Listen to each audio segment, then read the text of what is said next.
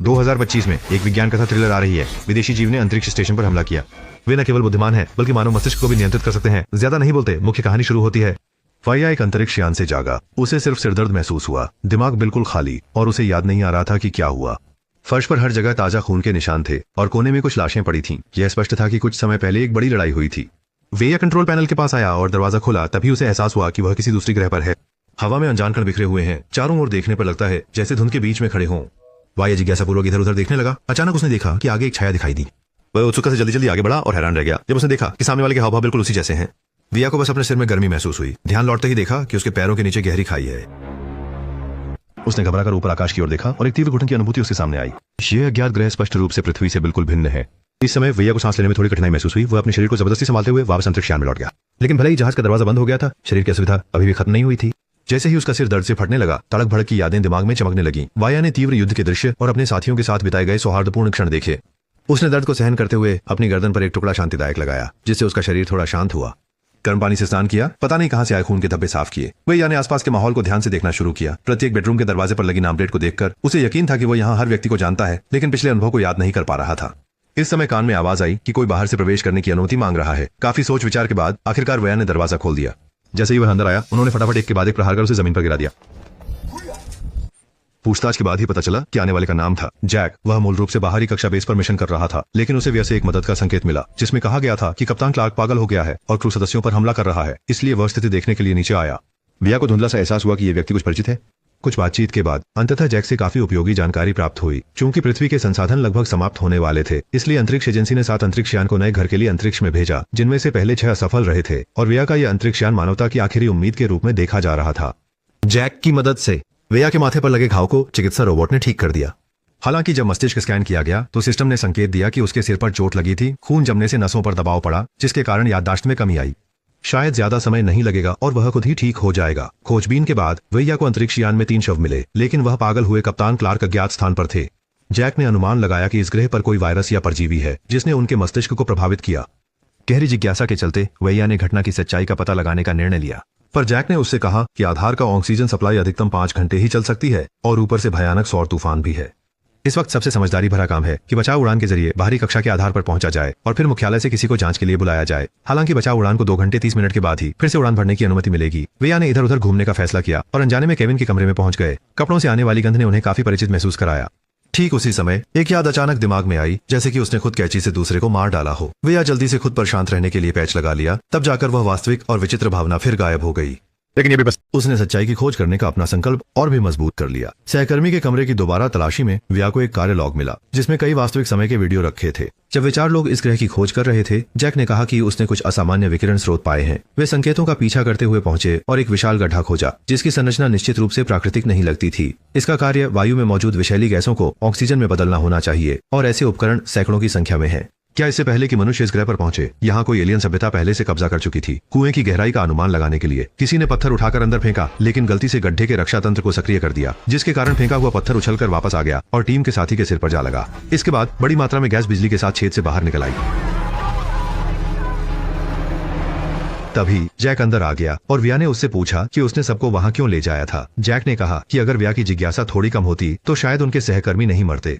विया ने पहले की यादों की ओर इशारा किया। क्या सहकर्मियों की मौत का कारण वही था? जैक ने न तो सहमति जताई और न ही इनकार किया, बल्कि वहां से जल्दी निकलने का सुझाव दिया। उनका काम था कि यहाँ की सभी चीजों को उच्च अधिकारियों को रिपोर्ट करना। इस समय बचाव यान को उड़ान भरने में 2 घंटे 30 मिनट बाकी थे। अच्छा है कि विल अब सच्चाई खोजने की जिद नहीं कर रहा था। जैक आगे बढ़कर धीरे से सांत्वना देता है और उसे एक शांतिदायक गोली लगा देता है। उम्मीद करता है कि विल खुद को नियंत्रित कर सके। वो अच्छा मूड, शायद 2 निवृत्तिदायक पदार्थ की खुराक बहुत ज्यादा थी, जिससे विया को अचानक चक्कर आने लगे और उसने तुरंत निवृत्तिदायक पैच उतार दिया। फिर एक और याद दिमाग में आई, जिसमें उसने खुद को और एक अन्य चालक दल के सदस्य को लड़ते हुए देखा। जाहिर है कि सामने वाला व्यक्ति होश खो चुका था। वाया ने एक कैंची उठाई और उग्रता से उस व्यक्ति की ओर वार करते रहे जब तक कि वह पूरी तरह शांत नहीं हो गया। इस समय वैया को अचानक समझ आया, क्या केवल क्लार्क ही पागल नहीं हुए थे? शायद वे मरे हुए जहाज के सदस्य भी। वह जैक को सच बताने ही वाला था कि अचानक लापता क्लार्क सामने आ गया। विया ने जल्दी से एक स्प्रे गन उठा ली और अंतरिक्ष यान के वेंटिलेशन डक्ट में छुप गया। इस समय उसे एक सड़ी गली बदबू आई और वह उस गंध का पीछा करने लगा। उसने देखा कि जैक का शव जमीन पर पड़ा हुआ था। जाहिर है कि क्लार्क ने उसे मार डाला था। विया ने गुस्से में चिल्लाते हुए पाइप से बाहर निकलने की कोशिश की, लेकिन क्लार्क ने उसकी गर्दन पकड़ ली।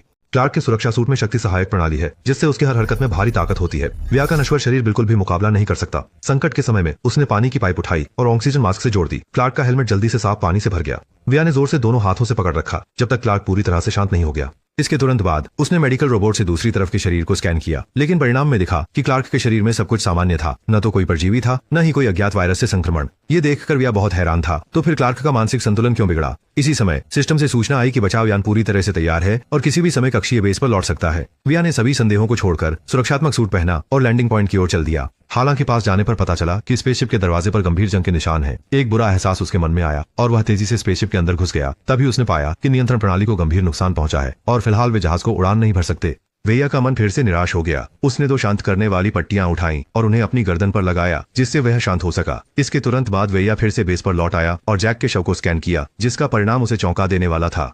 हालांकि जैक भी संक्रमित नहीं था, लेकिन उसकी मृत्यु का समय 51 घंटे पहले का था। क्या पहले पूरा दिन अपने साथ बिताने वाला जैक सिर्फ एक भ्रम था? उसी समय जब वह सवाल कर रहा था, सिस्टम से अलार्म आया जिसमें असामान्य जीव गतिविधि का पता चला। वाया ने एक स्प्रे गन उठाई और सावधानी पूर्वक कमरे से बाहर निकले। देखा कि गलियारे के अंत में एक काला साया दिखाई दिया और आने वाला व्यक्ति वास्तव में पहले ही मर चुका जैक था। इस क्षण विया को अंततः समझ में आया कि वास्तविकता में खुद ही परजीवित हो गया था। ढेर सारी यादें उसके दिमाग में वापस आने लगी और वह सब कुछ याद करने लगा। उस समय विया की जांच फ्लाइट ने एक अज्ञात जीव को खोजा और इस संदेश को प्राप्त करने वाले कक्षा बेस ने तुरंत जैक को जांचने के लिए भेजा, जबकि विया और अन्य लोग फ्लाइट में बचाव का इंतजार कर रहे थे। नियमों के अनुसार उन्हें यहाँ की हर चीज छोड़कर तुरंत बचाव कैप्सूल में भाग जाना था। हालांकि विया जिज्ञासा के कारण उत्सुक हो गया और इस जीव के गुणों को समझने के लिए आतुर हो उठा। इसलिए उसने नरमाई से एक नमूना लेकर चुपचाप अध्ययन करने का निर्णय लिया। इसी दौरान साथी केविन ने उसके इस कार्य को देख लिया, पर इससे पहले कि वह रोक सके, अचानक राक्षस ने हमला कर दिया और नाक से होते हुए केविन के शरीर में घुस गया। अगले ही पल केविन बेकाबू होकर विया की ओर दौड़ा, लेकिन जल्द ही विया ने उसे पलटकर मार दिया। इस समय अन्य साथी भी वहां पहुंच गए, पर कोई नहीं जानता था कि मृत केविन अचानक खड़ा हो जाएगा और अपने साथियों पर हमला करना शुरू कर देगा। पास में विया जानता था कि केविन परजीवी हो चुका है, इसलिए उसने अवसर का फायदा उठाकर एक चाकू फेंका। जब केविन को फिर से गंभीर चोट लगी, विदेशी जीव ने तुरंत मेजबान को छोड़ दिया और कान के रास्ते काले भाई के शरीर में घुस गया। नए मेजबान स्पष्ट रूप से और भी अधिक मजबूत था। इस बार विया के पास कोई विरोध करने की ताकत नहीं बची। अच्छी बात थी कि महत्वपूर्ण समय पर कप्तान क्लार्क आ गया, लेकिन उसके पास शक्ति सहायता उपकरण होते हुए भी वह शक्ति के अंतर की भरपाई नहीं कर सका। मारपीट की आवाज सुनकर जैक भी आ गया और सामने के दृश्य ने उसे बुरी तरह डरा दिया। जब उसने देखा कि राक्षस उसकी ओर आ रहा है, तो जैक जल्दी से वेंटिलेशन पाइपलाइन में छिप गया, लेकिन दुर्भाग्य से वह मृत्यु के भाग्य से नहीं बच सका।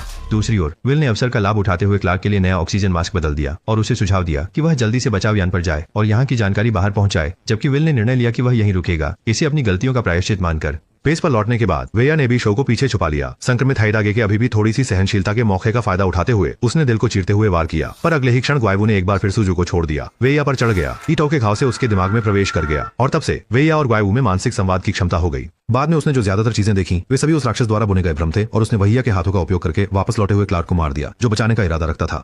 वहिया को अंततः समझ में आ गया कि गर्दन पर लगाया गया ट्रैंक्विलाइजर दिमाग की सक्रियता को कम कर देता है, जिससे राक्षस उसे और अच्छे से नियंत्रित कर सके। हर बार जब जेंडिंग जी का असर खत्म हो जाता है तो दिमाग में बिखरी हुई यादें उभरने लगती हैं। वहिया ने तुरंत जेंडिंग टाई को हटाया और जल्दी से चिकित्सा रोबोट को खोला और दिमाग का स्कैन किया, जिसमें उसने ग्वाइवू की उपस्थिति देखी। उसने चिजेशोबी का उपयोग करके शंखों को चीरकर दिमाग में छिपे हुए को बचाने का प्रयास किया। राक्षस उसे जबरदस्ती बाहर खींच लिया, परंतु इससे पहले कि विया राहत की सांस ले सके, राक्षस ने फिर से जैक के शरीर में प्रवेश कर लिया और इस बार दोनों पूरी तरह से एक हो गए। विया की थोड़ी सी चूक से जैक ने उसे जमीन पर पटक दिया। खतरे की घड़ी में उसने प्रवृत्ति से स्क्रू ड्राइवर उठाया और सामने वाले पर जोर से वार किया। जैसे ही राक्षस दर्द में आया, विया ने सुरक्षा सूट पहन लिया और स्प्रे गन उठाकर चिकित्सा कक्ष में पहुंचा। थोड़ा खोजबीन करने के बाद आखिरकार उसे एक बोतल शुद्ध ऑक्सीजन मिली। जैसे ही राक्षस पास आया, उसने तुरंत स्प्रे गन चलाया। एक जोरदार धमाके के साथ राक्षस तुरंत आग के गोले में बदल गया। जब सब कुछ शांत हो गया, विया ने सुरक्षा सूट पहनकर बेस के बाहर कदम रखा और कुछ मिनटों की पैदल यात्रा के बाद उसने अंततः बचाव यान को खोज लिया। दरअसल पहले देखा गया नियंत्रण प्रणाली का नुकसान केवल ग्वाइवू द्वारा दिमाग पर कब्जा किए जाने के बाद उत्पन्न हुआ एक भ्रम। जैसे ही जहाज ऊपर उठा, वेया आखिरकार ब्रह्मांड में तैर रहे बाहरी कक्षा के आधार को देख सका। यही है पूरे कंटेंट का सार। ये शो साफ तौर पर कम बजट में बना है और अधिकांश कंटेंट वास्तव में महिला मुख्य पात्र की कल्पना है, इसलिए इसमें तार्किकता की चिंता करने की आवश्यकता नहीं है। अच्छा, आज के लिए इतना ही। अगर आपको पसंद आया हो तो कृपया लगातार ध्यान दें। अगले एपिसोड में फिर मिलेंगे।